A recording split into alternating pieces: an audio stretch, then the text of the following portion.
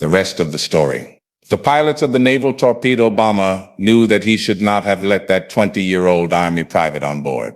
Now both of them were going to die. The pilot's faulty judgment was understandable enough.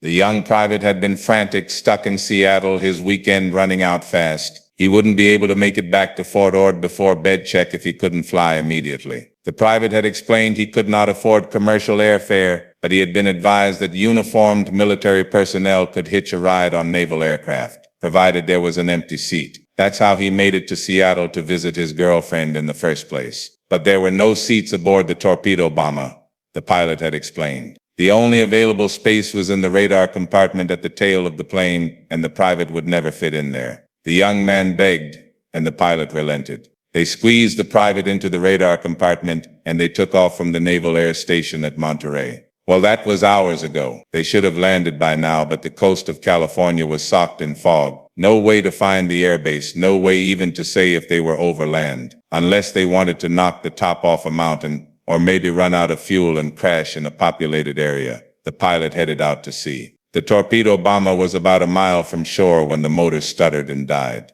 The pilot brought her down as gently as possible amid the angry swells. After several bone-jarring jolts, the plane was dead in the water. Twilight was fast becoming night as the pilot and his young hitchhiker clambered out onto the wings of the plane. If they were anywhere near the craft when it sank, they could be sucked down with it. So the two wished each other good luck and dove into the churning Pacific. As night fell, the bioluminescence of tiny sea life set the ocean aglow. In the eerie blue light, the pilot could see the jellyfish swarming, first dozens and then hundreds. He shouted to the young private, "Look out!" But the answer was faint in the distance, barely distinguishable from the roar of nature all around them. Then the pilot felt the searing sting of the first jellyfish. Soon he was engulfed by them in the glowing sea, still most of a mile from land. He could only succumb to the poison in the waves, the irresistible forces that raged in the night. And thus he died. This is a tribute to an unknown soldier. This is a tribute to a Navy pilot,